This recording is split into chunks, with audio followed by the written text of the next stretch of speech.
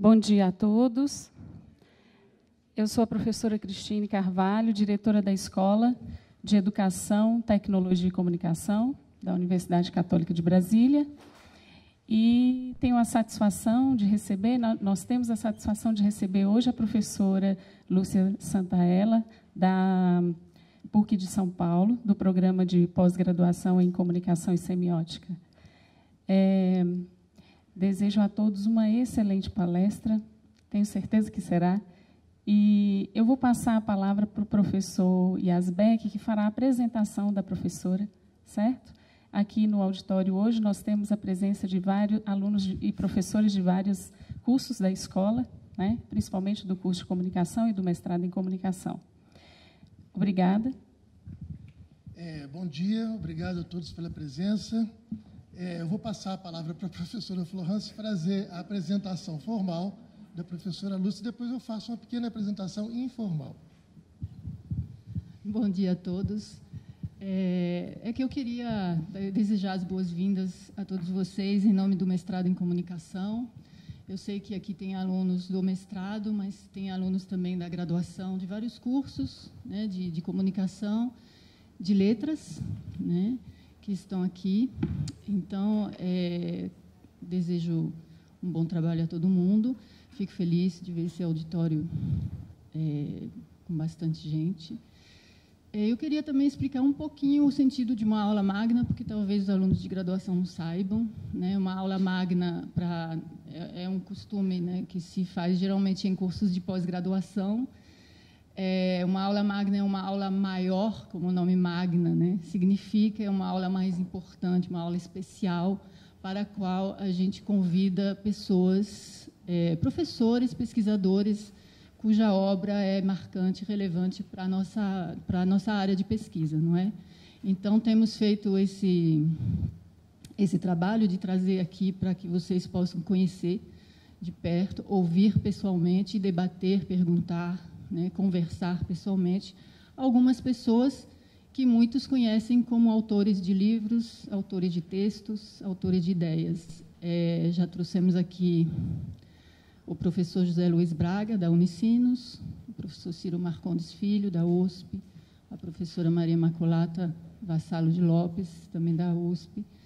E agora temos, né, a honra e o prazer de trazer a professora Lúcia Santaella, cuja obra é vastíssima, né, e que eu vou apresentar muito resumidamente aqui, né, para vocês. A professora Lúcia Santaella é pesquisadora 1A do CNPq, é graduada em letras, português, inglês, fez doutorado também na área de literatura, é professora titular no programa de pós-graduação em Comunicação e Semiótica da PUC São Paulo, com doutoramento em Teoria Literária da PUC São Paulo, e livre docência em Ciências da Comunicação na ECA USP. Ela é coordenadora da pós-graduação em Tecnologias da Inteligência e Design Digital, que é um programa que pertence à área multidisciplinar da CAPES, mas que tem relação direta com a comunicação. Também pertence a outro programa de comunicação da PUC. É diretora do CIMID, Centro de Investigação em Mídias Digitais, e coordenadora do Centro de Estudos Persianos na PUC. É presidente honorária da Federação Latino-Americana de Semiótica, membro executivo da Associação Mundial de Semiótica, é correspondente brasileira da Academia Argentina de Belas Artes, fez pós-doutorados vários, um em Bloomington, na Universidade de Indiana, pelo CNPq. Desde 1996, tem feito outros estágios de pós-doutoramento em Kassel, Berlim, Dagstuhl, na Alemanha. Formou muitos mestres e doutores e pós-doutorados também. Tem 41 livros publicados. Eu vou citar alguns deles que talvez sejam familiares de vocês. Acho que o mais recente é o Comunicação Ubíqua, Repercussões na Cultura e na Educação. Um livro que, para mim, é muito importante nas minhas aulas de estética, que eu vou citar aqui por isso, Culturas e Artes do Pós-Humano. Por que as comunicações e as artes estão convergindo também, que é um livro que talvez vocês tenham tido oportunidade de ler. E o famoso Comunicação e Pesquisa, o livrinho vermelho, que todo aluno de comunicação estuda quando vai fazer seu TCC. E também o livro básico sobre semiótica, da coleção Primeiros Passos, que é mais antigo, O que é Semiótica. Como são 41, só vou citar alguns. Tá? Eu quero agradecer especialmente a professora Lúcia por estar aqui conosco. É um prazer enorme, é uma honra. Não é fácil se deslocar de São Paulo apenas para dar uma palestra. Então, eu agradeço especialmente a sua presença. Muito obrigada. Bom, a apresentação da Florence foi quase completa, mas se a gente considerar que a professora Lúcia tem 41 livros, sendo pelo menos 30 na área de comunicação, direto ou indiretamente, não é? Essa apresentação poderia demorar muito mais do que a palestra dela. E a gente não esgotaria aqui. Bom, para mim é um prazer especial ter aqui a professora Lúcia Santaella, uma pessoa que eu conhecia há quase 30 anos, quando fui fazer meu mestrado na PUC de São Paulo, né? E uma pessoa que literalmente mudou a maneira como a gente vê o mundo, a minha maneira de pensar as coisas, que me ensinou semiótica. Eu achei que tinha aprendido, né? Mas depois de 20 anos estudando semiótica, com os mapas que ela nos forneceu, porque é uma coisa muito difícil entender semiótica persiana sem os mapas que ela trouxe para a gente, sem os roteiros, é o nosso GPS da semiótica, né? Mas, enfim, eu tenho a agradecer muito a Lúcia Santaella por tudo que ela representou para nós, para mim especialmente, né? E para o pessoal que hoje estuda semiótica e já está em outros diversos ramos do saber, trabalhando semioticamente, sem ser na semiótica, né? Como a gente trabalha no nosso mestrado. Nós temos aqui disciplinas de comunicação e semiótica, não com esse nome especificamente, mas onde trabalhamos a teoria, por exemplo, de Charles Sanders Peirce, que tem na Lúcia Santaella a principal representante hoje no mundo inteiro.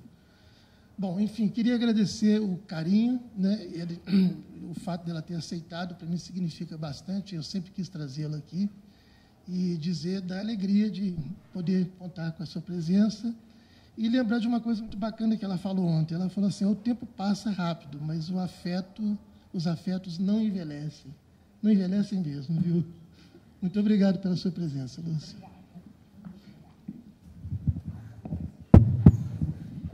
Bom dia a todos.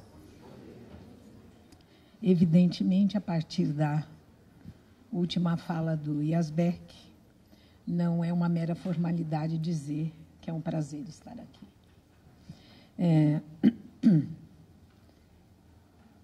Não dá para descrever o quanto, não é, eu tenho de demandas e sou ocupada, porque nem a psicanálise me ajudou a aprender a dizer não.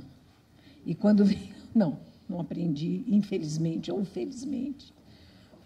E quando vem um convite de uma pessoa querida, aí dizer não é mesmo uma impossibilidade.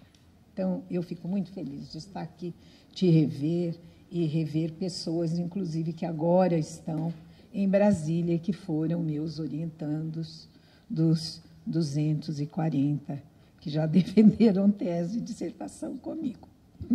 Eu costumo dizer assim, as pessoas ficam um pouco irritadas, mas eu falo. Eu oriento até dormindo, porque é uma atividade que eu adoro fazer. Então, porque a gente aprende com os orientandos, a gente aprende. Então, não é, se você não vai passar para eles simplesmente, não é uma receitinha que você goste de ver replicada, mas aceita o desafio de aprender com o orientando, então essa atividade ela fica muito prazerosa. Bem, eu vou... aula magna é uma aula, mas eu não vou dar uma aula, eu vou dar uma palestra. E eu costumo, quando me convidam, eu costumo simplesmente, não é, descer e falar assim no fluxo do pensamento, tentando me adaptar a algum tema. Quando o Yazbek me convidou, eu fiquei pensando sobre o que será que eu vou falar. E aí eu tenho esse trabalho inédito, foi um curso que eu dei no semestre. Aliás, ele vai sair publicado nesse meu livro, 42º. E daí tem um outro ainda que está saindo da gaveta.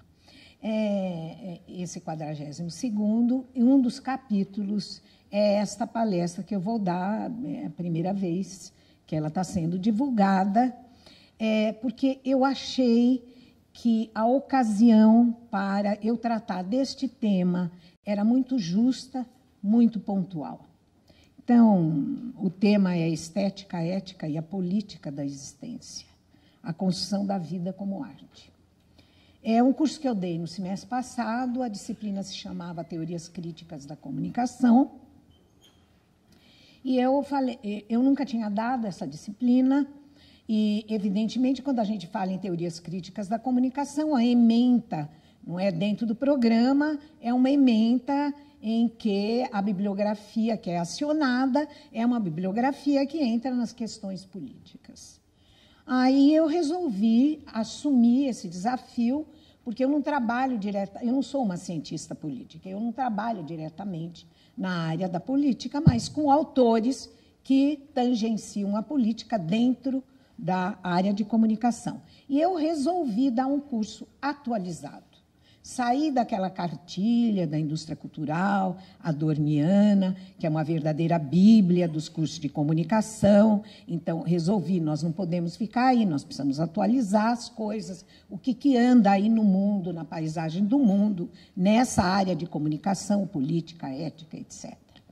E também não quis ficar, não é, naquela uma atualização que eu acho que é de uns 10, 15, 20 anos atrás, Virilhot, Baudrillard, etc., Guy Debord.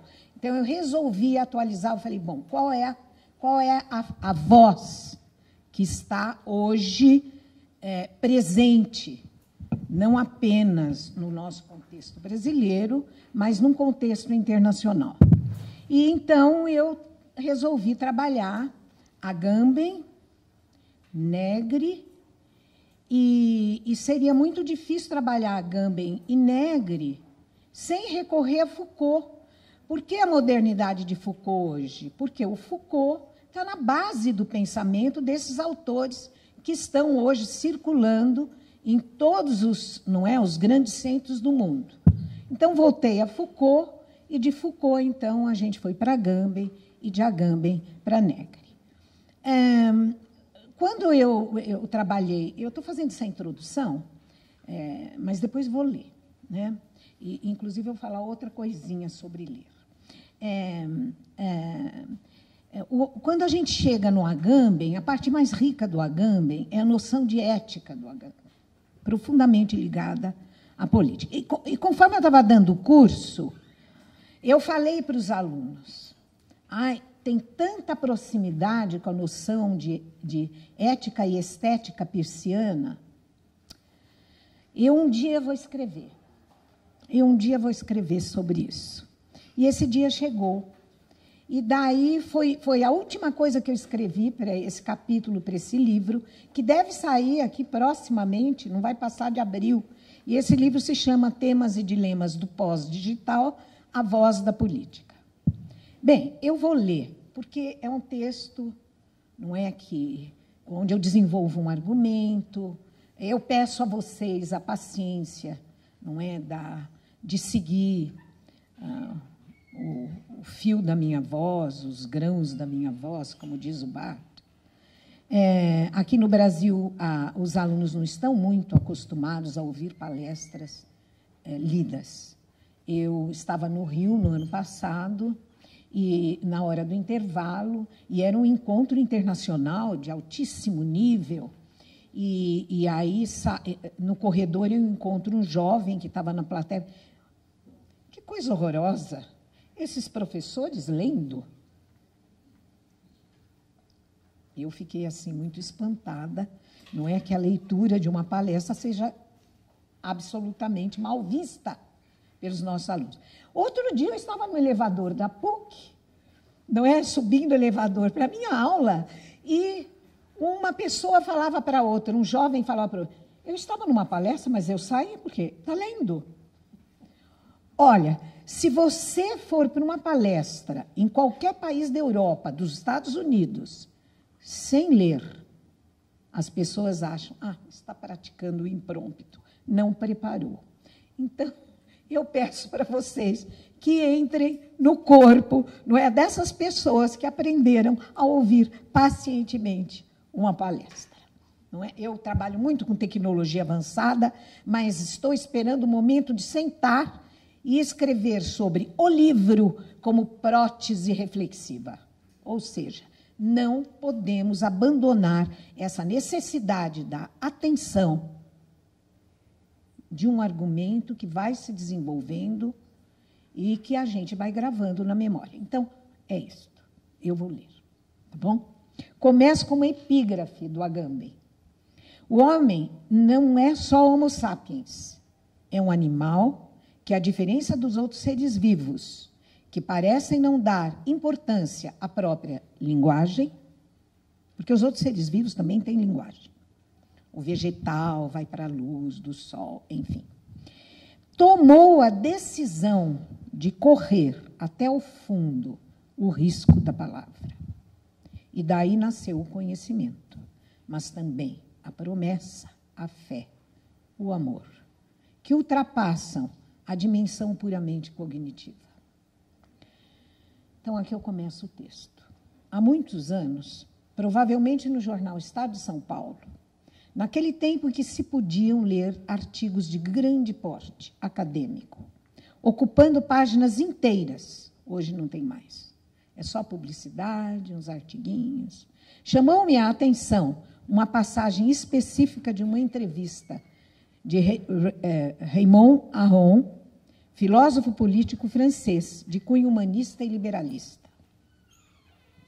Além de escritor de livros, como o famoso O Ópio dos Intelectuais, de 1955, Aron foi um colunista influente do jornal Le Figaro e do semanário L'Express. Perdi o rastro dessa entrevista, de modo que falarei aqui a partir das neblinas da memória. Aron já estava idoso e a entrevista tinha o sabor de um testamento intelectual, em que declarava ter um único, grande arrependimento na vida: não ter guardado certa distância da realidade. O que isso parece querer dizer é que seu papel de jornalista havia sido mais forte do que seu papel de pensador.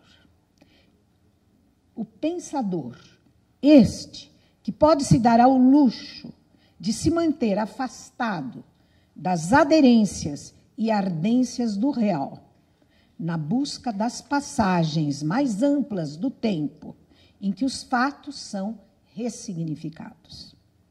Não vai aqui, e nem Aron expressava qualquer julgamento de valor sobre as diferenças entre a profissão do jornalista e a do intelectual. Elas são diferentes e valiosas, cada uma à sua maneira. A lembrança dessa leitura tem me revisitado com certa frequência ultimamente. As condições políticas e éticas no Brasil de hoje beiram a bizarria, grotesco, para dizer pouco, e o pessimismo, a desesperança andam soltos. Embora constitucional, o poder público está perdendo toda a legitimidade perante a população. Não é privilégio brasileiro. O Agamben também tem esta voz. É que no Brasil tudo adquire característica dramática, trágica. Todos parecem ter algo a dizer e avaliar, especialmente nestes tempos de redes sociais em que poucos toques e apenas 2 cliques nos colocam no alvoroço pretensamente participativo.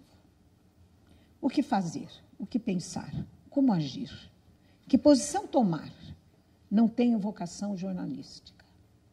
Tenho até inveja de jornalista. Acho eles o máximo.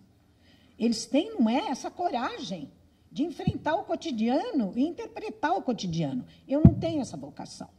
Não disponho do talento necessário para agarrar interpretativamente os acontecimentos no calor de suas ocorrências. Tanto quanto posso ver, nessas condições, não parece existir caminho mais coerente do que buscar o exemplo daqueles que elegemos como guias, ou melhor, inspirações para o nosso pensamento e modo de agir, dado que ambos são inseparáveis. Nós temos que cultivar o pensamento, porque o pensamento é guia das nossas ações. Então, eu não sirvo para jornalista porque eu costumo me apresentar como fêmea teórica. Eu sou uma fêmea teórica. Em uma entrevista, um pouco com humor, mas tem um fundo de verdade. Eu adoro as teorias, bom, enfim, fazer relações, ouvir a voz do outro, curiosidade, o que estão pensando, o que estão escrevendo. Esse é meu mundo. Aliás, eu costumo dizer que minha biblioteca é meu parque de diversões. Em uma entrevista, a pergunta sobre qual o papel do intelectual na prática militante, a resposta de Foucault parece providencial. Foucault. O intelectual não tem mais que desempenhar o papel daquele que dá conselhos. Cabe àqueles que se batem e se debatem encontrar eles mesmos o projeto, as táticas, os alvos de que necessitam. O que o intelectual pode oferecer é fornecer os instrumentos de análise. E é este, hoje, essencialmente, o papel do historiador. Gente, ele falou isso nos anos 80. Trata-se, com efeito, de ter do presente uma percepção densa, de longo alcance, que permita localizar onde estão os pontos frágeis, onde estão os pontos fortes, a que estão ligados os poderes. Em outros termos, fazer um sumário topográfico e geológico da batalha. Eis aí o papel do intelectual. Mas, de maneira alguma, dizer, eis o que vocês devem fazer. Aliás, eu começo meu curso sobre Peirce com uma citação do Peirce, onde ele diz, não sou guia de rebanhos. Se vocês gostaram das minhas ideias, então, sejam responsáveis por elas e sigam o seu caminho.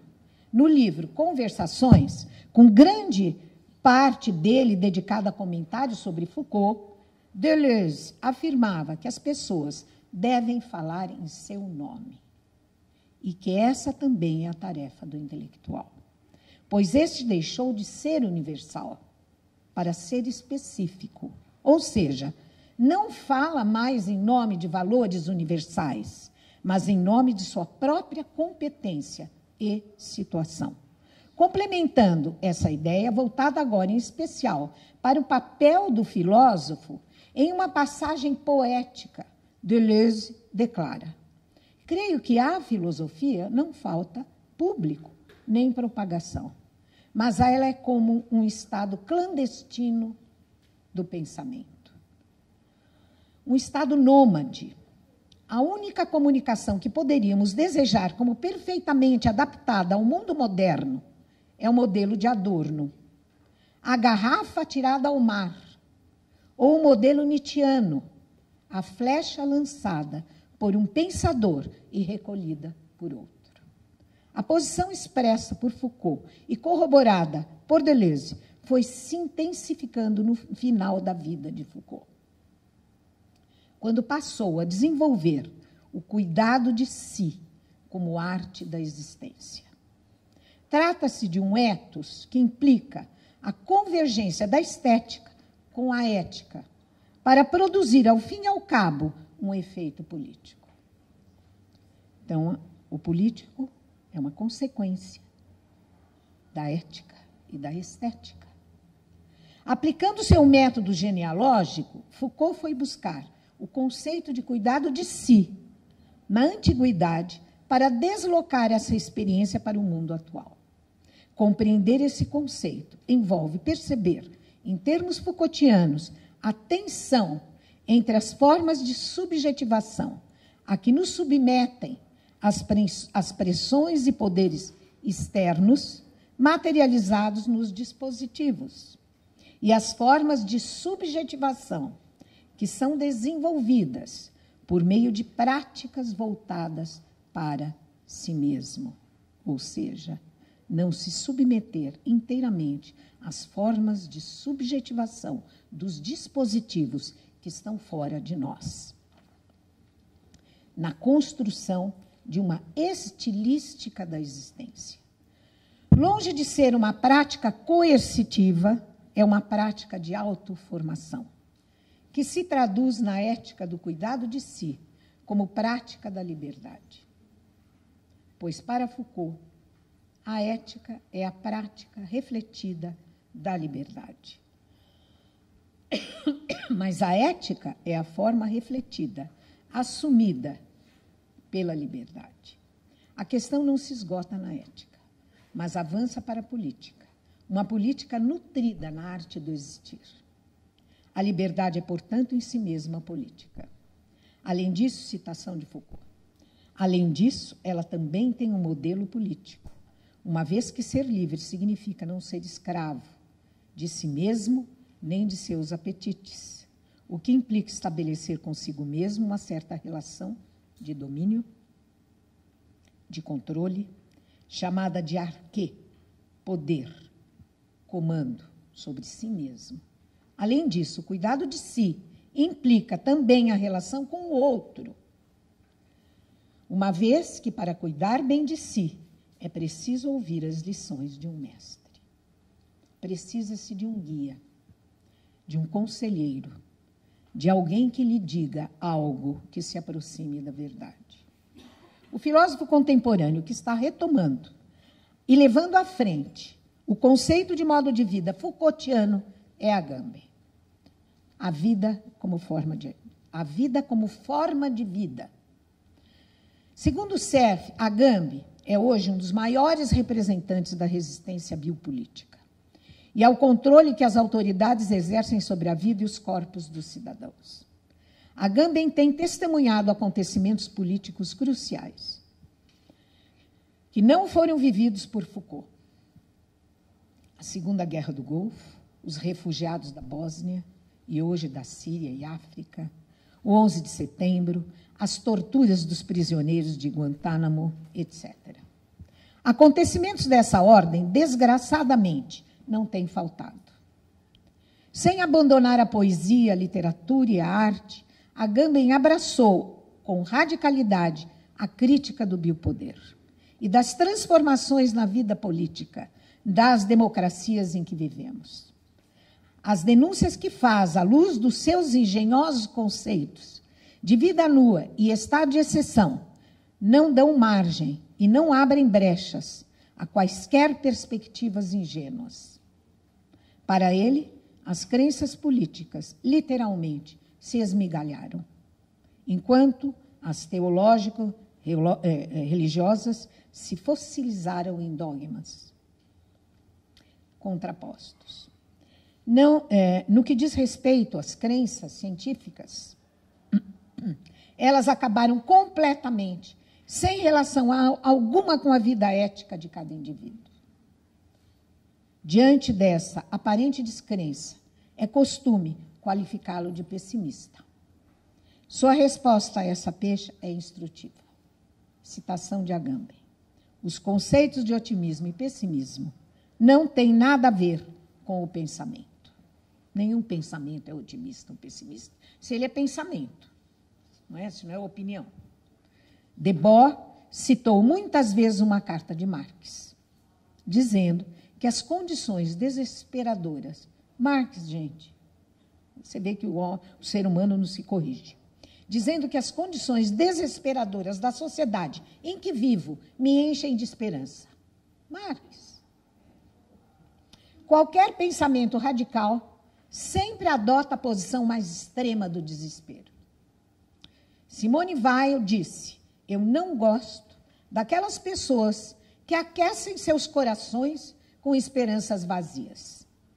Pensamento, para mim, é exatamente isso, a coragem da desesperança. E isso não está na altura do otimismo? Terminei Agamben.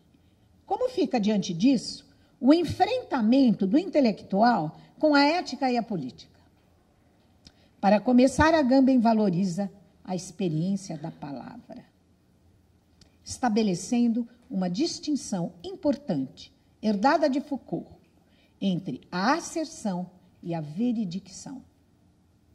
Enquanto a primeira, a asserção, remete a um valor, objeto de verdade, exemplo, os corpos caem segundo a lei da gravidade. Isso é uma asserção. Na segunda, veredicção, o sujeito que pronuncia uma determinada palavra põe-se em jogo naquilo que ele diz. Estas são as experiências da palavra, que Aristóteles baniu da filosofia, a saber, as experiências que ele baniu. E levou 25 séculos para recuperar, lá com Nietzsche, daí Marx, daí Freud. Não é? 25 séculos, diz o Peirce, que a filosofia deu uma marcha ré para recuperar o quê? A promessa, a oração, o mando, a invocação. Disso Agamben extrai o filão de seu pensamento sobre a ética. Distante da ética kantiana, deixa ela para os alemães, baseada no dever, na dívida e na culpa psíquicas, para ele, ética significa pôr-se em jogo com aquilo que se pensa, se diz e se crê. Para isso, o retorno ao último Foucault, do cuidado de si e da prática de si é indispensável. Mas Agamben radicaliza ainda mais as reflexões Foucaultianas, levando esse retorno às últimas consequências no seu estudo sobre a forma de vida franciscana. Está nesse livro dele, maravilhoso. Ou seja, uma vida que se vincula tão estreitamente com a sua forma, a ponto de ser inseparável dela. Certamente Agamben não está pregando uma adesão à vida monástica. Não é isso. Mas toma essa condição como exemplar para estabelecer na dialética entre regra e vida a distinção dificilmente percebida entre ambas. O sentido de forma, na expressão forma de vida, é o de exemplo. Forma vitae designa, nesse sentido, um modo de vida que, ao aderir estreitamente a uma forma ou modelo de que não pode ser separado, se constitui, por isso mesmo, como exemplo. O exemplo de vida a ser vivida. Portanto, forma não se confunde com regra, que estabelece preceitos e proibições. Aliás, faz muitos anos que eu repito eloquentemente, educação é exemplo. Não adianta dar regra. Aliás, tentem educar uma criança, tudo que você falar para aquela criança como regra, ela vai fazer o contrário. Mas Agamben, ele radicaliza a forma de vida. Então, portanto, forma não se confunde com regra, que estabelece preceitos e proibições. A forma refere-se ao simples fato de viver segundo uma forma, opondo-se à mera observação de preceitos e normas. Nisto reside a fidelidade a Foucault. Fazer da existência uma obra de arte. Viver como se fosse a criação de uma arte. Viver de acordo com uma forma em que, no ato de seguir a forma, a vida mesma se torna forma, coincide com ela. Sem dúvida, uma arte. Algumas passagens em uma das entrevistas de Agamben são eloquentes sobre isso. Se a veredicção for deixada às margens e o único modelo da verdade e da fé forem a ciência e o dogma, a vida se torna invivível. Daí nascem a indiferença e o ceticismo generalizado, além da tetricidade social que se expande. Só andando na contracorrente, buscando aquela diversa experiência da palavra, pode-se voltar à relação originária com a verdade, irredutível a qualquer institucionalização da mesma, da palavra. Mais arrebatadora ainda é a concepção agambiana da política que resulta da vida como forma. Tomemos a política, Agamben falando, porque ela, no final das contas, não interroga a vida das pessoas.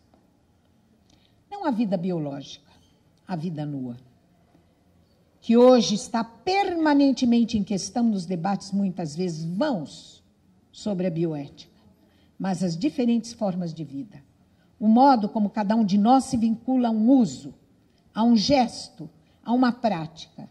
Além disso, porque a arte, a poesia, a literatura vêm sendo massificadas e relegadas a um mundo à parte, como se fossem política e existencialmente irrelevantes. Na minha juventude, quando eu tinha a idade de vocês, que me olham, jovens, eu li uma frase de Varrely que me marcou para o resto da vida. Por que um discurso político tem que ser mais importante que uma sequência em ré bemol? Ao mesmo tempo, em que os hipertróficos, gigantescos, alimentam-se das guloseimas que os programas das redes digitais oferecem, look of the day. Nenhuma pessoa, não tem o look of the day? Isso aí é guloseima egocêntrica. Formada no seu isolamento, consegue reconhecer-se. Faltam-lhe as práticas, o labor dos cuidados de si.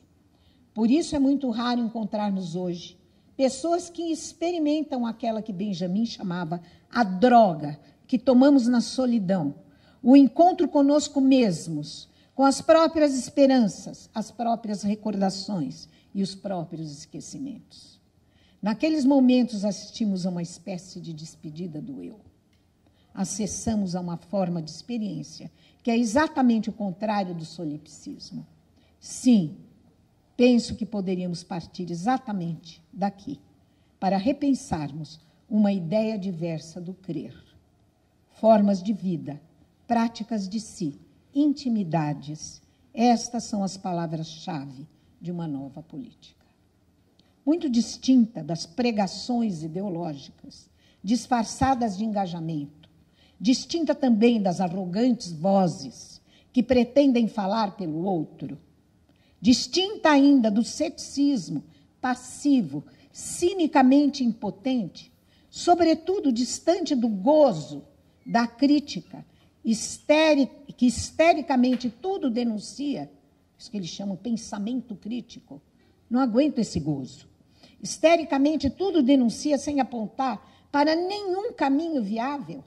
A ideia de uma nova política de Agamben convoca, ao contrário, o labor de si, como inseparável da experiência radical da palavra e das marcas que ela deixa no mundo, para agora e para o futuro. Aí eu vou entrar nas correlações que eu vejo com Peirce. Um pouquinho mais de paciência. É sempre um grande risco aproximar autores com genealogias e trajetórias de pensamento radicalmente distintas. Eu saí do avião, a hora que você me deixou, e tinha uma mensagem no meu Messenger. Não sei quem era. É porque eu tenho muitos amigos no Face. Aí, não sei quem era. Messenger. Aí ele dizia assim: como é possível? Eu vi que você vai dar uma palestra aproximando Agamben de Peirce. Como isso é possível? Claro que eu não podia responder, porque senão eu daria a palestra para ele no Messenger. E nem podia pedir para ele vir aqui. Mas, enfim, vamos ver como é que eu aproximei. Inclusive, eu acho a teoria da lógica ética e estética do Peirce maravilhosa, mas ninguém dá atenção para ela. Então, agora, relacionando com Agamben, finalmente eu posso vivificar Peirce. Porque o Agamben está na crista da onda.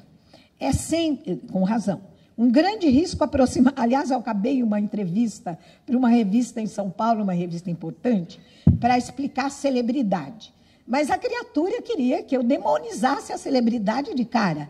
Eu falei, olha, vamos com calma. Ninguém fica célebre, não é? Do nada. Alguma coisa deve ter feito. Não é? E, por outro lado, entrou no momento certo, no lugar certo. É claro que depois essa celebridade ela tem que ser alimentada pela mídia, e vice-versa. Mas, enfim, não vamos demonizar de cara. O Agamben é famoso, e por causa disso, eu vou falar, ele é célebre, porque ele é célebre, então ele não vale nada. Não é isso. Tá? Então, vamos lá. É sempre um grande risco aproximar autores com genealogias e trajetórias de pensamento radicalmente distintas. Eu falo para os meus orientantes, escuta, não dá para juntar alhos com bugalhos. Contudo, desde que me debrucei sobre a obra de Agamben, especialmente sobre as saídas éticas que ele busca para os frangalhos políticos do mundo contemporâneo, não consegui evitar, mesmo que assim tentasse, perceber uma grande similaridade entre as perspectivas apresentadas por Agamben e a teoria de Charles Sanders Peirce das disciplinas filosóficas, por ele pensadas como as ciências dos ideais, a lógica como o ideal do pensamento, a ética como o ideal da ação e a estética como o ideal do sentimento. O adjetivo normativo, ele chamou de ciências normativas, mas o adjetivo normativo pode ser enganador, pois se trata, isto sim, das ciências dos ideais, que guiam, respectivamente, os pensamentos, as ações e os sentimentos humanos. Com estas ciências, Peirce estava repensando os fins, propósitos, valores, metas e ideais que atraem e guiam a conduta deliberada. Embora tenha usado os nomes tradicionais, estética, ética e lógica, buscou dar a essas ciências significados originais. Apresento abaixo uma síntese de um estudo muito mais pormenorizado que desenvolvi há algum tempo naquele meu livro, Estética de Platão a Peirce. Mas lá o texto, eu fui seguindo as dificuldades que o Peirce foi tendo ao longo dos anos para resolver o problema da estética. Então, o meu capítulo ficou muito complicado. Aqui eu fiz uma síntese mais simples. A lógica deve se ocupar do pensamento como atividade deliberada. Não regrinha lógica, né? As regras da verdade. Mais com mais, dá mais com menos, dá sei lá o quê. Entenderam? A lógica é o pensamento como atividade deliberada, tendo por objetivo discriminar formas aceitas ou não de pensamento. Ela estabelece criticamente as regras que devem ser seguidas ao raciocinar, mas precisa recorrer ao propósito ou meta que justifique essas regras. Então, a lógica em si mesma, fechada, ela está desligada do mundo. Então, quais são as metas do pensamento? A lógica é o estudo dos meios para atingir a meta do pensamento, mas é a ética que define a meta. Costuma-se definir a ética como a ciência do bem e do mal. Peirce discordou disso. O que constitui a tarefa da ética é justamente desenvolver e justificar as razões pelas quais o certo e o errado são concepções éticas. O problema fundamental da ética não é o que é certo ou errado, mas o que estou deliberadamente preparado para aceitar como afirmação daquilo que quero fazer. O que tenho em mira, o que busco, para onde a força da minha vontade deve ser dirigida. Eis a questão. Peirce começou a ver que não podemos evitar perguntas sobre o que deve ser a aplicação última, na verdade, a meta suprema, o ideal maior que nos seduz e no qual devemos nos empenhar. Descobrir qual seria a natureza dessa sedução ou força de atração última na sua pureza, independente das circunstâncias e contingências do tempo e do espaço, é o que ele passou a considerar como sendo o objetivo da estética. Como se dá a relação entre as três ciências? Como elas se interconectam? A ação humana é a ação raciocinada, que, por sua vez, é deliberada e controlada. Mas toda ação deliberada e controlada é guiada por fins objetivos, os quais, por seu lado, devem ser escolhidos. Essa escolha, se for fruto da razão, também deve ser deliberada e controlada, o que, ao fim e ao cabo, requer o reconhecimento de algo que é admirável em si mesmo para ser almejado. O admirável em si mesmo, que atrai o nosso sentimento. A lógica, como estudo do raciocínio correto, é a ciência dos meios para se agir razoavelmente. A ética ajuda e guia a lógica através da análise dos fins, aos quais esses meios devem ser dirigidos. A estética guia a ética. Então, a ética se satura na estética. É a estética que guia as nossas ações. Vamos ver o que significado ele dá para a estética. Que seja admirável, independente de qualquer outra consideração, de qualquer espécie que seja. A ética e a lógica são especificações da estética. A ética propõe quais propósitos devemos razoavelmente escolher em várias circunstâncias, enquanto a lógica propõe quais meios estão disponíveis para perseguir esses fins. O ideal que Peirce tinha em mente é o fim último, em direção ao qual o esforço humano deve se dirigir. Trata-se do ideal mais supremo, para não comprar o carro novo no ano que vem, ou não ir no shopping comprar aquela roupa linda que está na vitrine. Claro que isso é um ideal, mas é um ideal narcisista, é um ideal egoísta. Qual é o ideal coletivo? Que é em ideais coletivos que nós temos que nos empenhar. O ideal dos ideais, o summum bonum, que não precisa de nenhuma justificativa e explicação. A questão da estética, portanto, é determinar o que pode preencher esse requisito de ser admirável, desejável, em e por si mesmo, sem qualquer razão ulterior. Levou anos para chegar, não é, a desvendar o que seria esse admirável, que atrairá a força da nossa vontade, o nosso empenho ético em qualquer situação. É da estética que vem a determinação da direção para onde o empenho ético deve se dirigir, daquilo que deve ser buscado como ideal mais elevado. Os meios para atingir esse ideal, contudo, são uma função da lógica. O cultivo do pensamento, pela palavra, Agamben. Pois, e Foucault, se inspirar em guias, não é? Conselheiros, aqueles que pensaram antes de você. Dependem do processo de raciocínio autocontrolado, através do qual o ideal pode ser atingido. Mas que ideal é esse? Eis a questão. Peirce estava convicto de que a função da estética havia sido obstruída e inibida por sua definição como uma teoria do belo. Tanto quanto posso ver, essa é uma das razões pelas quais as ciências normativas de Peirce são tão negligenciadas e sua atualidade para questões éticas contemporâneas, infelizmente, perdida. Para Peirce, a concepção do belo não é senão o produto dessa ciência. Não é que a estética não vá trabalhar com o belo, mas não é o belo que guia e que é o norte da estética. Do mesmo modo que a ética não está diretamente preocupada com o que é certo ou errado, mas sim com aquilo que deveria ser o alvo do esforço humano, a estética não está voltada para o que é belo ou não belo, mas sim para aquilo que deveria ser experimentado por si mesmo, em seu próprio valor.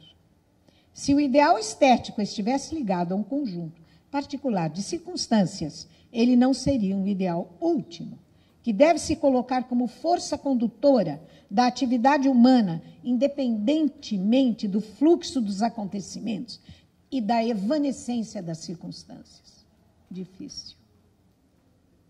Qual poderia ser essa meta?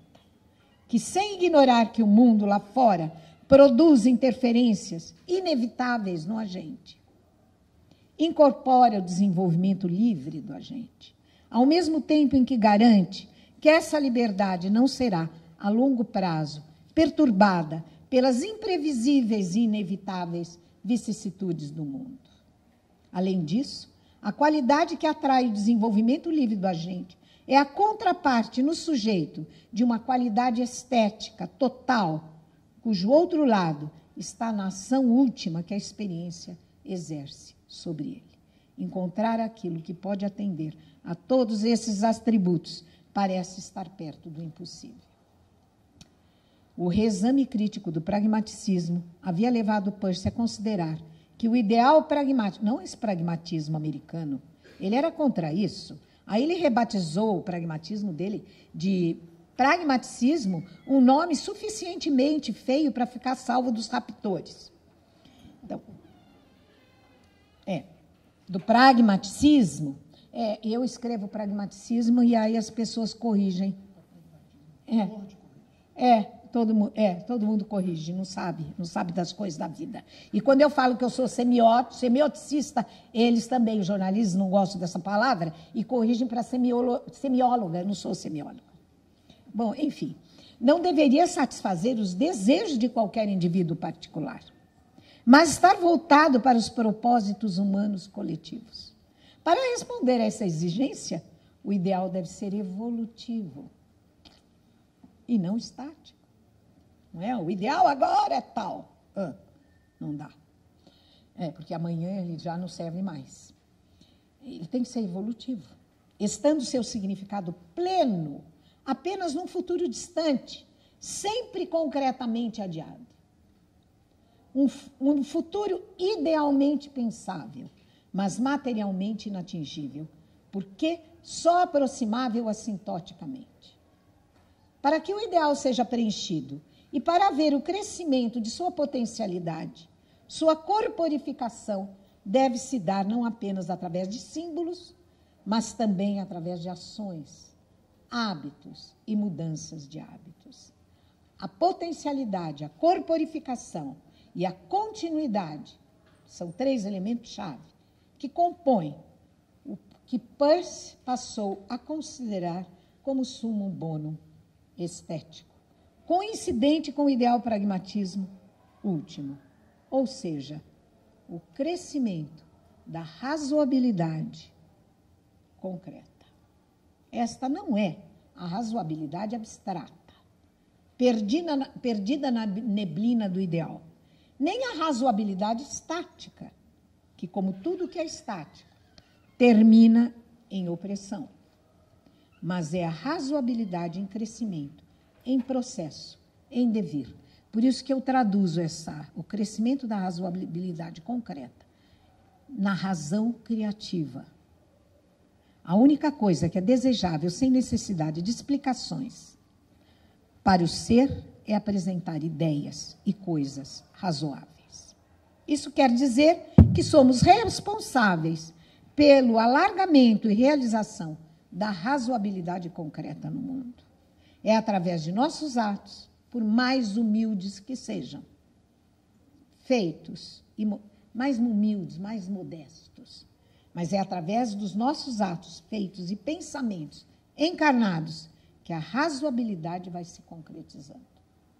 Para que a razão criativa cresça no mundo, ela precisa de nós.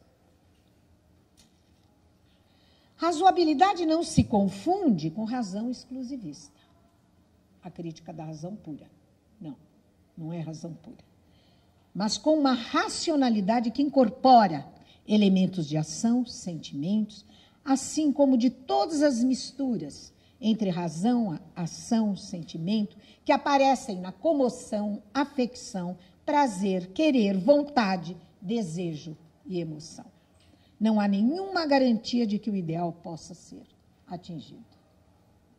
Por isso que a noção de verdade do Peirce é a noção de esperança, de que, levando o seu trabalho suficientemente longe, honestamente e seriamente, você tenha a esperança, você cultiva a esperança de que ele tenha alguma probabilidade de estar perto da verdade.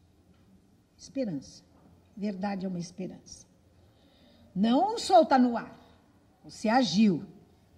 Né? Você, diz o Agamben, pela palavra, a radicalização da palavra.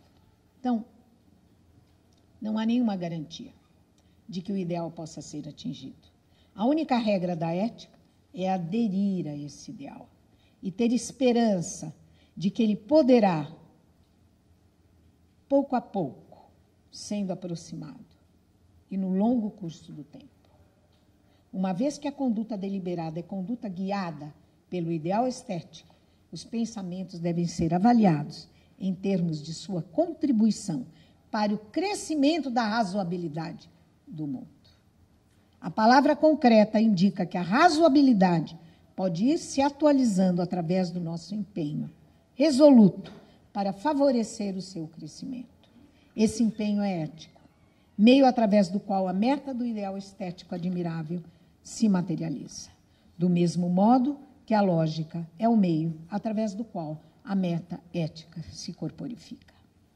O desejo de saber que arde na alma do cientista e a obstinação do artista por colocar no mundo algo que este ainda não tinha, são, sem dúvida, naquilo que eles produzem, carros-chefes para o crescimento da razoabilidade no mundo. Não obstante, o sistema capitalista desenvolver todas as armas para perverter essa razoabilidade. No que diz respeito, entretanto, à ética que nos toca, a cada um de nós, quando o nosso alvo guia encontra-se no admirável estético, ou seja, na contribuição que podemos dar, por mais humilde e modesta que seja, para que o razoável se corporifique no mundo, encontramo-nos aqui, tudo parece indicar, com a estética da existência postulada por Foucault e Agamben. Em que medida os exercícios de si e as palavras, ações e realizações que deles resultam nos tornam participantes ativos para que o mundo em que vivemos se torne mais razoável? Eis aí uma pergunta que temos que nos fazer a cada anoitecer e a cada amanhecer em busca de respostas virtuosas, ou seja, em que minha ação está contribuindo, por menor que ela seja, para que o mundo se torne mais razoável. Obrigada.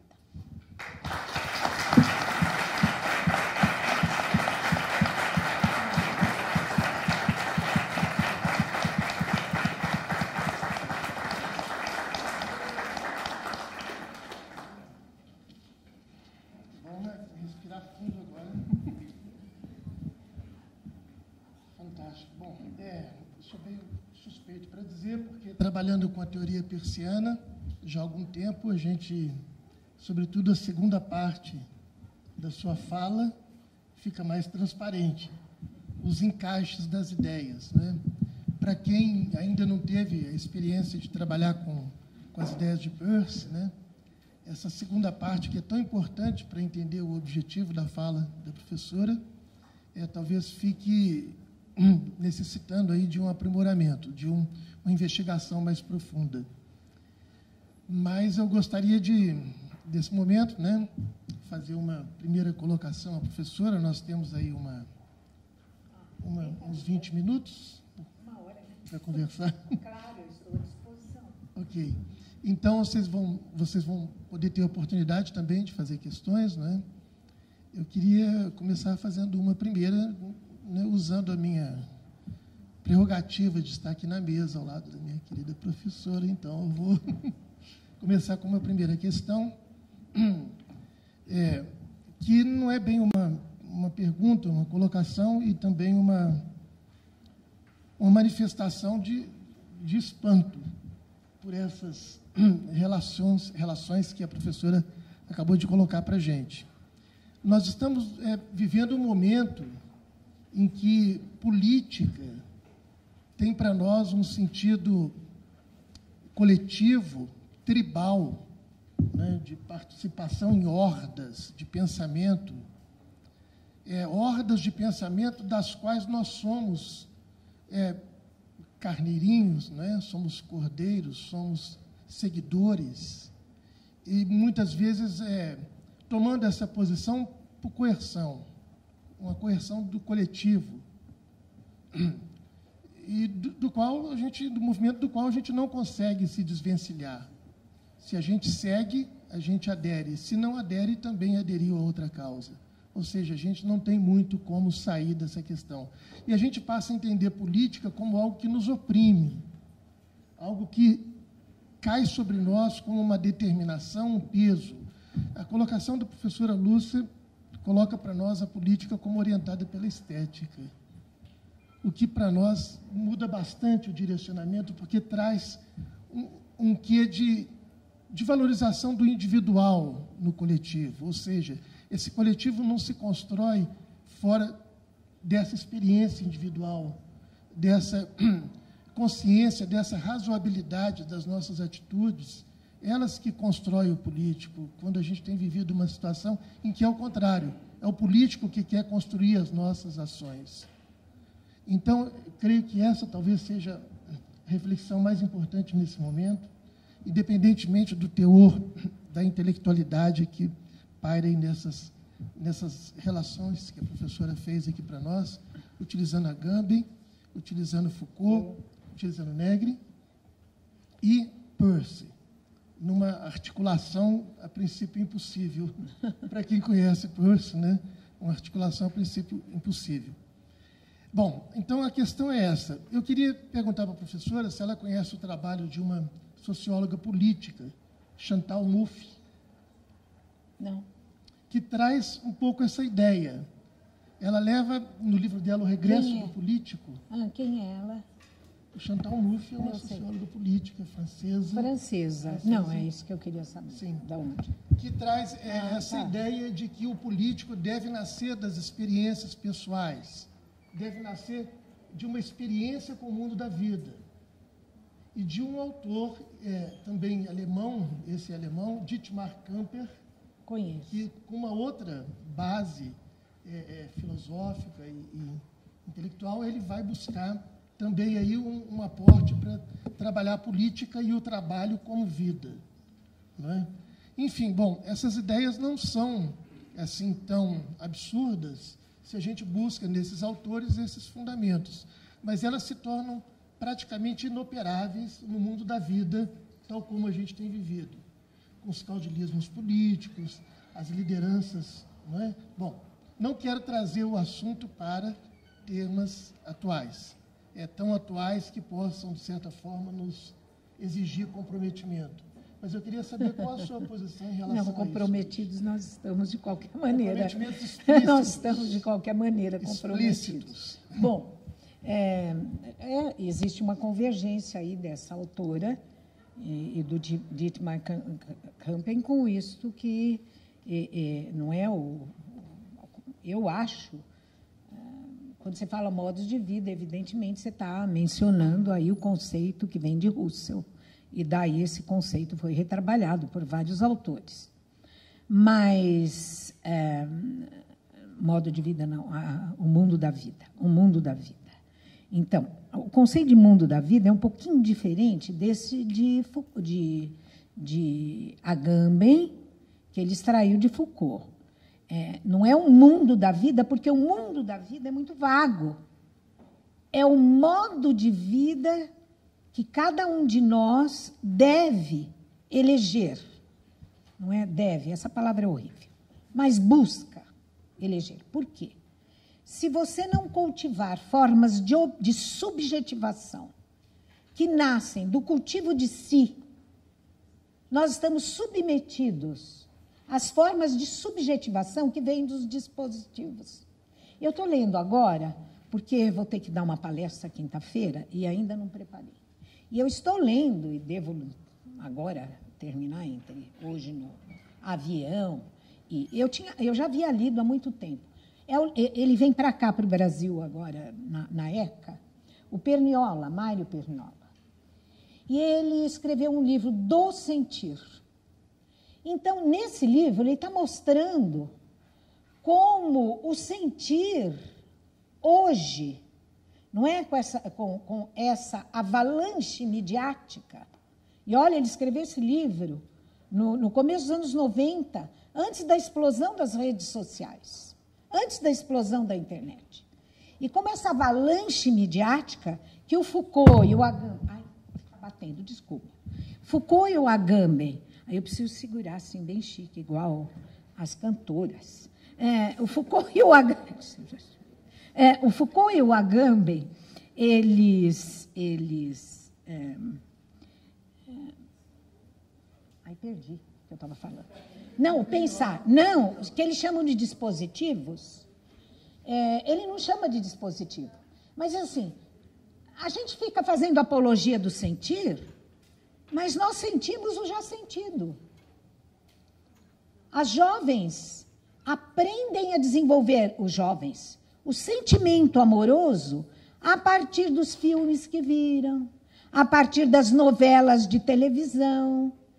Então, não existe uma forma de subjetivação que você cultiva. E isto é político. Porque a gente tem que partir da noção de política do Foucault, no sentido de que tudo é político. A minha relação com meus filhos é política, certo? Toda relação de dominação, de coerção, certo? Ela é política por natureza. Então, a política, ela é uma filigrana. Não é só o Estado. Então, é nesse sentido. O que significa cultivar um modo de vida? Como forma de vida.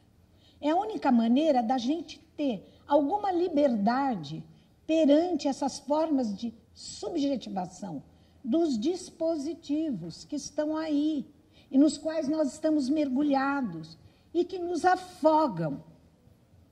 Como? Primeiro, cultivar pensamento, ler, ouvir. E só depois de muito ouvir é que eu consigo escolher qual é o guia, qual é o mestre que vai, de certa forma, dar alguma direção para o meu pensamento, cultivar o pensamento. Diz o Peirce, esse é o pragmaticismo de Peirce. Todo pensamento lógico entra pela porta da percepção. Então, esse sentido de atenção ao mundo, não é? Por isso que eu falei, estamos todos comprometidos. A gente não pode, eu não posso simplesmente me fechar no meu escritório e ficar lá estudando sei lá o quê, e ignorando os fatos, o mundo da vida. Não posso. Mas, ao mesmo tempo, eu não posso ficar submetida à subjetivação, às formas de subjetivação que já estão conformadas, modos de sentir que já vêm prontos. Conclusão. Cultivar o pensamento. Então, esse meu texto, embora eu não esteja dando nenhuma receitinha para vocês, é político, óbvio. Eu estou transmitindo aqui, não é aquela mensagem que o tempo vivido me deu. E é um tempo vivido, não, quer dizer, tentando desenvolver a liberdade do pensamento. Mas não é a liberdade do pensamento, não é um pensamento solitário, isolado. A liberdade do pensamento, ela é cultivada junto ao outro. Todo pensamento lógico entra pela porta da percepção e sai pela porta da ação deliberada. Esse é o pragmaticismo. Então, as minhas ações,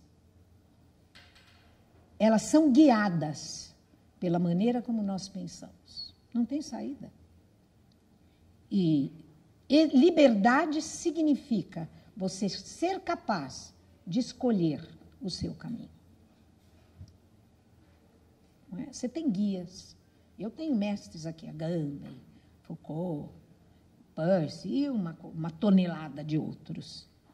Mas são essa exposição ao outro que te permite exercer tua liberdade. Isso é político. Não dou receita para ninguém, nem falo, vai, segue para cá, segue para lá. Não, pelo amor de Deus. Esse não é o papel do intelectual. Acho que por aí. Olá, bom dia. Bom dia. Bom, primeiramente, é um prazer receber você aqui na universidade. E a minha pergunta é o seguinte. Você disse que a política é feita de uma junção da ética com a estética. E eu gostaria de saber se você pode me explicar um pouco mais sobre a qual concepção de estética você está se referindo. Então, tá bom. Eu resumo, para ficar mais claro. A estética para Agamben, a estética para Foucault, é você viver a sua vida como se ela fosse uma obra de arte. Isso é a estética para Foucault. cuidado de si. Aliás, eu li uma feminista americana, eu não aprecio muito as feministas americanas, elas são muito agônicas, briga com os homens. Não, eu gosto de homem. Bom, então, sou uma fêmea teórica, mas não preciso brigar com os homens para ser a fêmea teórica. Bom, aí, elas são muito... Mas essa feminista, eu fiquei assim, fascinada. Está no meu livro, eu cito em um dos capítulos, acho que ela chama Zielinski, mas não é o Zielinski, é o nome, sobrenome dela é esse. Acho que ela é, ou ela é polonesa deve ser. Bom, ela diz assim, e se Foucault tivesse um blog? Achei genial. Quer dizer, nós temos tudo na mão hoje para cultivar a palavra que você lança ao mundo. O blog é isso. Em vez de ficar lá colocando no Face baboseira, não é? Então, eu não sou contra o Face, adoro o Face. Aliás, eu costumo dizer, cada um tem o Face que merece. E o Google que merece. Eu recebo coisas extraordinárias no meu Face. E vou passando. Gente, eu tenho 5.000 amigos e quase 3.000 seguidores. Então, meu Face é o barato. Eu vou passando assim, para. Aliás, desenvolve uma acuidade visual. Genial. E o Google? Eu ponho alguma coisa no Google, sabe o que ele me devolve? Melhores textos acadêmicos sobre tal de assunto. Gente, cada um tem o que merece. Bom, então, não sou contra o Face. Vamos lá. Para Foucault é isso. Para Agamben, ele radicaliza. Então, não se trata simplesmente de ter um blog, mas de levar a experiência da palavra à sua radicalidade última, ou seja, poesia. Então, a forma de vida, ela tem que absorver a poesia. Não a poesia de fazer poema, mas o espírito poético, que se leva para a vida. Então, isso já vai te dar uma condição de perceber onde está a qualidade estética, né? E discriminar onde ela não está. Então, de repente, você vê, onde eu estava vendo, antes de dormir, acho que eu nem sei o nome dele, aquele Brito lá, Romero Brito, que vende por milhões de dólares. Você olha assim, você fala, nossa, ficou tão famoso, é porque é bom. Não, se você cultivou a vida como uma poética, você vai saber discriminar. Tá, ficou famoso, tudo bem, mas eu quero mais. Eu quero mais. Né? Bom, para Peirce, o que é a estética? Ele define. E se liga um pouco com isso. Estética é você cultivar seu pensamento, porque ele é a base para a sua ação. Se a gente não tem um pensamento cultivado, nossas ações ficam erráticas. Você não sabe para que lado vai. Fica feita uma borboleta ou uma barata com botox, não, detox.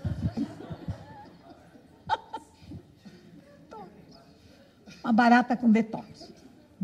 Como chama? Detox? Sei lá. Mulher com muita botox parece essas baratas com detox. Muito bem.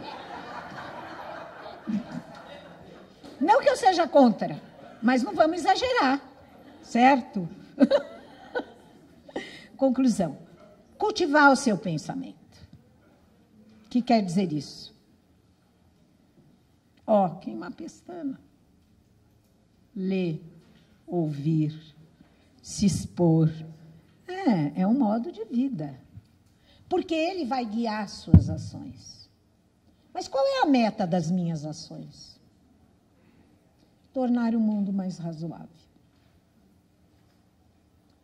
Então, eu terminei aí. Tornar o mundo mais razoável. Ou seja, o que é tornar o mundo mais razoável? Que a razão criativa cresça no mundo. Então, de certa forma, que eu leve a minha vida, como disse Foucault, e como disse Agamben. Ficou claro? Não é o belo não belo, porque isso saiu da arte no século XIX. A arte do belo foi até o século XIX. Do século XIX para cá, tem a arte do grotesco, tem a arte do choque, tem a arte do nojo, tem arte de tudo.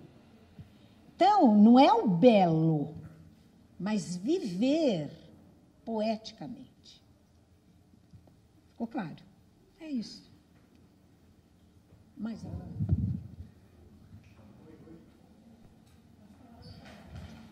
Alô, alô. Bom dia, doutora. Eu sou aluno do mestrado em comunicação. Meu nome é Adriano. Eu tinha 2 perguntas, mas a Florence pediu para fazer só uma. Então, é o seguinte. Eu queria que a senhora comentasse como era na época em que os jornais tinham artigos de universitários, artigos acadêmicos. A senhora falou que era a Folha ou o Estadão que publicava artigo. Era um barato o fim de semana. O fim de semana era legal, certo? Ou seja, você lia jornal. Agora, não é culpa deles, coitados. Estão na falência. O jornal inscrito vai acabar, o jornal impresso vai acabar.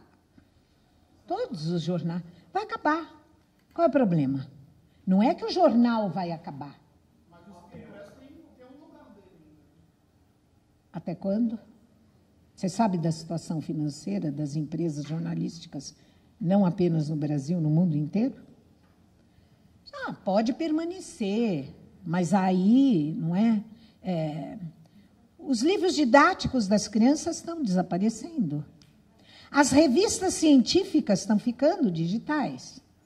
Não que não vai existir. O Humberto Eco diz que o livro em papel... ele tem 3 coisas no mundo que vão ser eternas. O livro em papel, a xícara e a cadeira. Eles não têm invenção melhor. Mas eu não sei se eu penso desta maneira. O livro nem sempre foi, não é, gutenbergiano. E nós estamos saltando para uma outra dimensão digital, econômica. Veja. Mas como se situar no mundo digital também, né? Se situar, por exemplo, antigamente você tinha um artigo no seu jornal. Onde você vai procurar até a boa informação? A boa informação, cultive seu pensamento que você vai achá-la. Se você não cultivar seu pensamento, ela não vai cair lá do céuzinho para você. Deixa eu te falar uma coisa. A estrutura das redes é hipermediática. Todas as linguagens juntas se misturam na sua morfogênese. Não é que eu colo lá o visual com o verbal. Não, na morfogênese. Porque essa é a característica do digital. Sabe onde está a base dessa estrutura? No jornal. A estrutura mosaica. Ninguém leu, eu estava contando ontem no avião para minha amiga, ninguém leu o jornal de cabo a rabo. Só meu pai, quando ficou muito velhinho, ele pegava e passava a manhã inteira lendo até as publicidades. Não, ninguém lê. Você escolhe, a primeira página ela serve para isso. Na internet é a mesma coisa. Agora, o que é boa informação, cultive o pensamento, senão você não vai encontrá-la. Senão você vai ficar ciscando na rede. Cisca para cá, cisca para lá. Ou seja, a rede te dá o que você merece. Mas o que eu quero dizer é o seguinte, a civilização do papel, ela já é minoritária. Já é. Do papel. Ainda não é.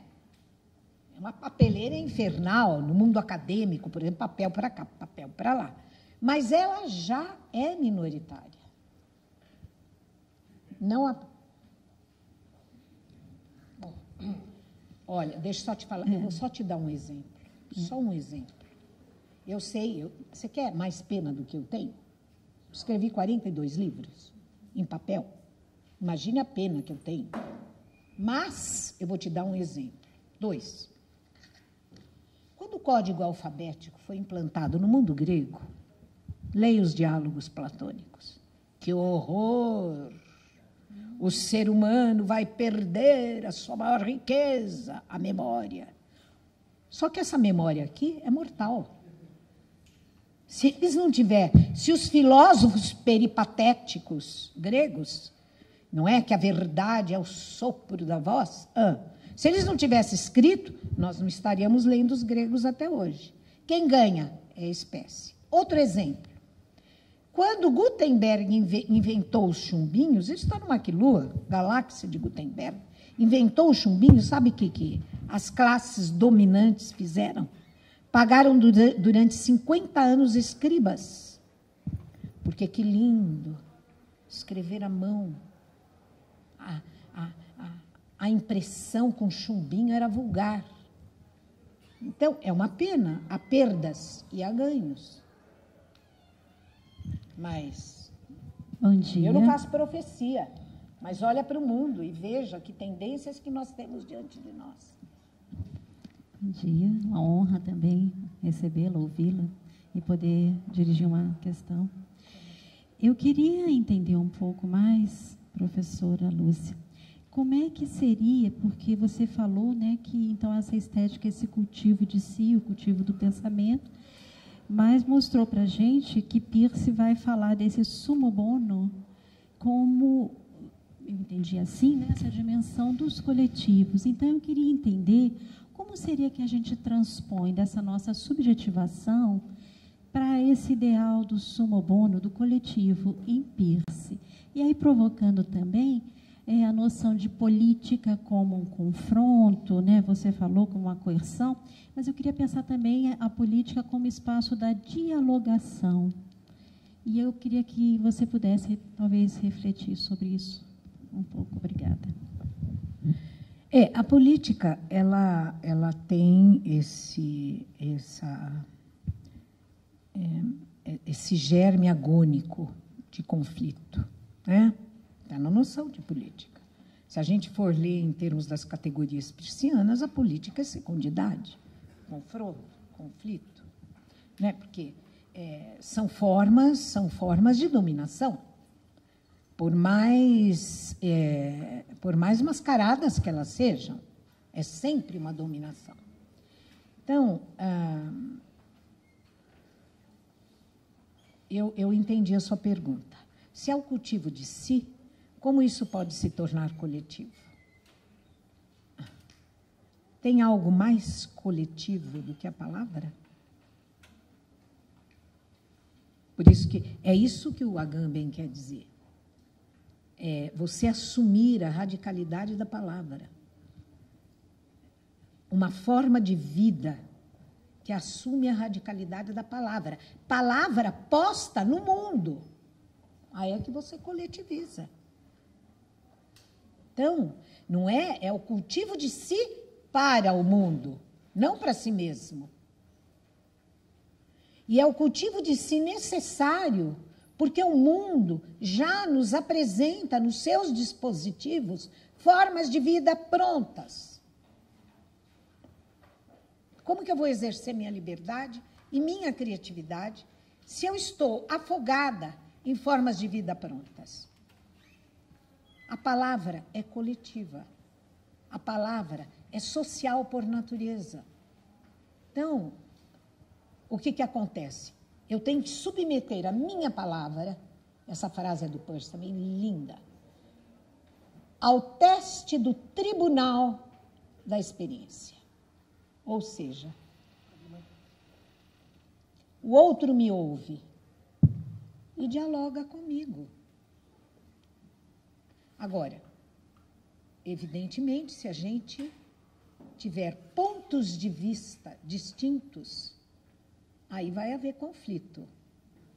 Mas existe o conflito civilizado e o conflito da barbárie. Ou seja, a barbárie é aquele conflito não mediado pelo diálogo. Mas também não vou entrar nessas grandes palavras, eu não acredito nisso. Vamos partir para o diálogo. Todos os políticos vão lá, vamos para o diálogo. e está movido por esses interesses. O que é ideologia? É uma representação de mundo com inclinações de interesse. É disso que a gente tem que se livrar. Interesses próprios. O que é a estética do Peirce? Você criar alguma coisa que seja para o coletivo. Mas não é para o coletivo aqui e agora. Para que a criatividade possa crescer no mundo. Parece que o que está acontecendo é o contrário. É justo o contrário. Olha só o que está acontecendo no mundo. E acho que a gente está. A aceleração da Revolução Industrial. Eu acabei de publicar, vocês peguem lá, publicar no Rio Grande do Sul uma revista que se chama Intexto. A grande aceleração e o campo da comunicação. Eu fiz não, só para falar. Eu fiz a comunicação. Não, você tem. Não, temos tempo. Só quero saber se o seu tempo está. Não, meu tempo é ótimo. Não, a gente. Então, continue, que o negócio está ótimo. Vai lá. Psicanaliticamente, eu sofro do gosto da palavra. Eu tenho formação em psicanálise, nunca fui ser psicanalista. Está ouvindo aquela coisa, sabe, rotineira. O ser humano pensa que é muito criativo, mas ele é de uma redundância descomunal. Por outro lado, na psicanálise só tem 4 categorias. Ou é neurótica, histérica, mulher, ou é neurótico, obsessivo, homem, ou é perverso, ou é psicótico. Então, gente, quanta redundância. E é assim que a psicanálise trabalha. Então, por isso que eu nunca fui ser psicanalista, embora eu estivesse ganhando mais agora. Porque ser professora, escolha. Mas não é uma escolha, é uma fatalidade congênita. Aí, ó. Não, Mais uma vez. Tá bom, tá bom. Eu agora perdi a fatalidade congênita. O que é mesmo? Pode ter mais uma questão? Pode, até meio-dia. Não, mas eu perdi o que eu estava respondendo. Que é? Pode. O diálogo no conflito. E o sumo senso. É coletivo. A palavra é coletiva. Agora, você põe no mundo e ela cai na vida. Isso aí foi o Chico que falou. Algum tempo atrás, né? Algum tempo atrás, quando ele era muito admirável. Então, ele... isso mesmo. Por isso que eu falei que eu ia finalizar por aqui. Obrigada. Olha, e o texto se chama A Grande Aceleração e o Campo da Comunicação. Desde a Revolução Industrial e depois da Segunda Guerra Mundial e a explosão do mundo digital e as grandes tecnologias de ponta, nano, etc., o ser humano tratou a biosfera tão mal, isso é fruto da sociedade capitalista, tratou a biosfera tão mal que nós estamos mudando de período geológico, do Holoceno para o Antropoceno. A situação é tão dramática e a gente não enfrenta por quê? Aliás, também acabei de escrever, vai ser publicado em algum lugar, sobre a ecopolítica e a cosmopolítica. A gente não enfrenta o problema... Bom, primeiro que aqui no Brasil não dá para enfrentar, porque as vicissitudes estão tão turbulentas, não é, que a gente fica atordoado. Então, não vai pensar no antropoceno. Tiram até da gente a possibilidade de você pensar em coisas um pouco mais amplas e que são urgentes. O que é o antropoceno? As marcas humanas na biosfera são tão pesadas que as espécies estão se extinguindo. A coisa mais séria ainda é: novas formas de vida não biológicas estão aparecendo nos oceanos oxidados. O que vai desaparecer da biosfera é a espécie humana, assim como ela destruiu todas as outras espécies. Como está muito longe, a gente, deixa para lá. Aí você fala, será que meu neto? E o filho do meu neto? E o filho do neto? Aí você começa a pensar geracionalmente. Não é? Algum vínculo vai ter, a menos que seu vínculo, não é, de sangue, sanguíneo, se interrompa. Mas isso aqui não é fantasia, fantasmagoria. Isso é ciência. Então, olha a que ponto a maldade humana pode chegar. A era da ambição desmedida. Por que nós estamos vivendo essa crise hoje no Brasil? Qual é o fundo do fundo dessa crise? Neste país, dinheiro é o valor máximo. Eu vivo uma parte do ano na Alemanha. Não vou fazer apologia da Alemanha. Não é por causa do nazismo, não. Não vou fazer apologia da Alemanha, porque eles são muito kantianos para o meu gosto. Então, mas lá não é o dinheiro. É qualidade de vida. É o conhecimento. É a cultura. A primeira vez que eu fui para lá como professora convidada, porque aqui eu não declaro que eu sou professora, não sou louca. Eu declaro que eu sou pesquisadora. Não sou louca. É uma desvalorização tamanha. Então, a primeira vez que eu fui, não sabia de nada. Nem que Berlim era antes do muro, antes da queda do muro, eu nem sabia que Berlim era um pedacinho de cidade no meio da Alemanha Oriental, nem sabia. Ignorante. Mas é bom, a gente vai descobrindo as coisas. Aí é como diz Borges, somos leitores distraídos de atenções parciais. Então, nossa, gente, e eu dormi bem, hein? Perdi outra vez que eu estava falando. Alemanha. Qualidade de vida. Então, eu fui para lá, e aí o primeiro dia eu fui lá para a biblioteca, recebida, porque lá você tem que fazer uma carteirinha, e a hora que eu cheguei na biblioteca, a pessoa que tinha me convidado, como professora convidada na Universidade Livre de Berlim, ele apresentou para a secretária, professor. Gente, vocês não podem imaginar. A secretária tremia. Professor, coisa de louco. De louco. Professor é o máximo. Eu tenho um marido alemão, ele telefona para o médico e ele diz, aqui é professor enfermeiro. Para o dentista, aqui é o professor. Ele vai na agência de viagem, aqui é o professor. Porque lá é mais importante que o primeiro-ministro. Mais importante que a Angela Merkel. Em termos de valor.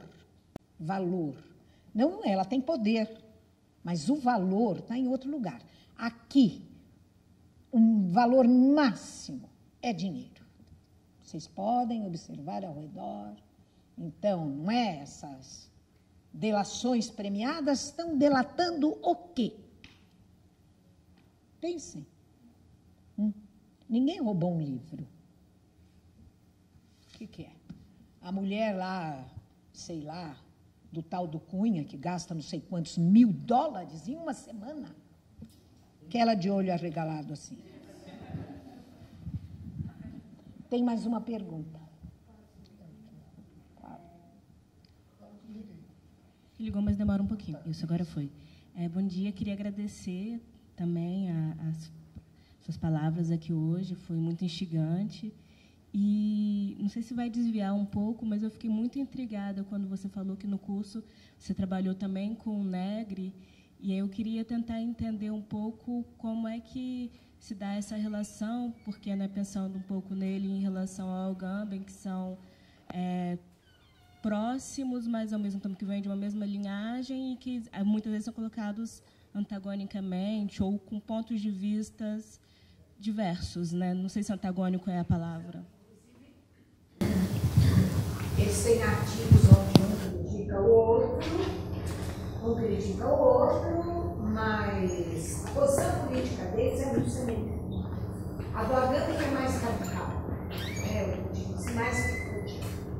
A do Negri é mais spinoziana, beleza, porque ele escreveu os livros dele. O Negri era um militante marxista, italiano, mas daí ele se alia ao Marx, que é um pouco mais jovem, um deleuziano, spinoziano, e daí ele escreve o Império, a Multidão. Então, a proposta política do Negri é um pouco diferente. O Negri, ele acredita naquilo que ele chama potência da multidão. E aí, esses movimentos de rua parecem dar bastante razão para ele. Está desligado? Parece dar bastante razão a ele. No sentido de que, olha, hoje, inclusive, não é? O que está se esperando do impasse político é mais uma linha de Negri do que numa linha de Agamben e Foucault. O que está se esperando do impasse político é que ele encontre alguma resolução com as pessoas na rua. E as pessoas vão para a rua, porque qual lado é mais forte? No fundo é isso. Qual lado é mais forte em função do quê? Qual multidão é maior? Então,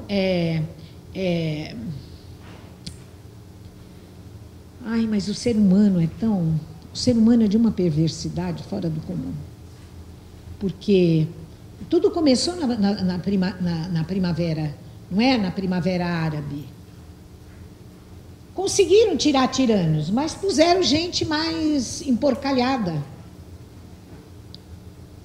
O poder não atrai gente muito boa. Porque o poder é muito egoísta. Ele não atrai gente boa. Felizmente. E daí, gente boa, na hora que ele ocupa um lugar de poder, ela se perverte. Não precisa ser hoje, nem precisa ser no Brasil, para ela não se perverter. E, por outro lado, ela sofre pressões tão terríveis. Eu tenho uma certa admiração, pela Angela Merkel. Ela está sofrendo pressões tão pavorosas, porque o problema hoje da Europa é um problema tão sério. Porque o que você faz com aqueles refugiados? Mandar de volta para morrer no mar?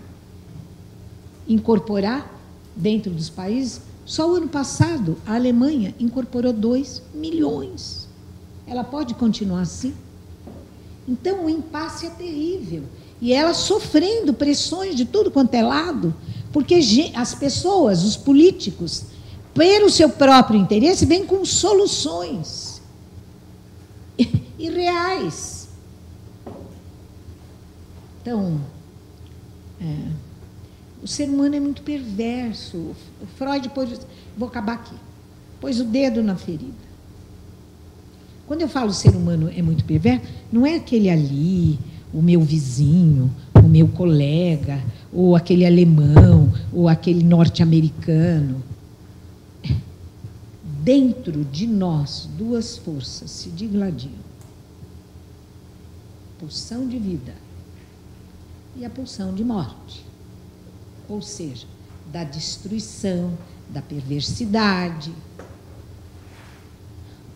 E nós temos que lutar contra essas forças. Por que a poesia é forte? Porque ela está do lado da vida. Porque a arte é forte. Qualquer obra de arte. Não é? Não julgo nem o trabalho do Romero lá, como ele chama? Brito. Que até uns meses atrás eu não sabia quem era. Claro que eu já tinha visto a imagem dele. Mas fala, Romero, eu falei, quem? não é? Bom, pelo menos ele está lá fazendo aqueles desenhos bem coloridos. Eu sou adepta do Danto.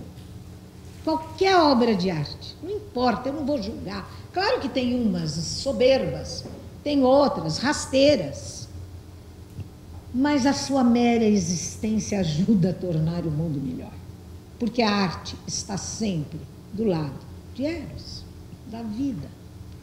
O poder está sempre do lado da morte.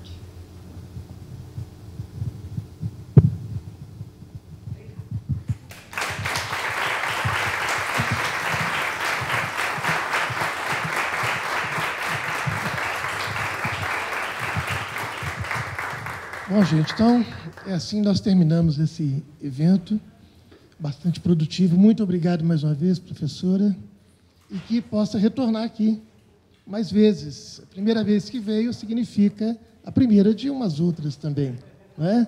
Muito obrigado.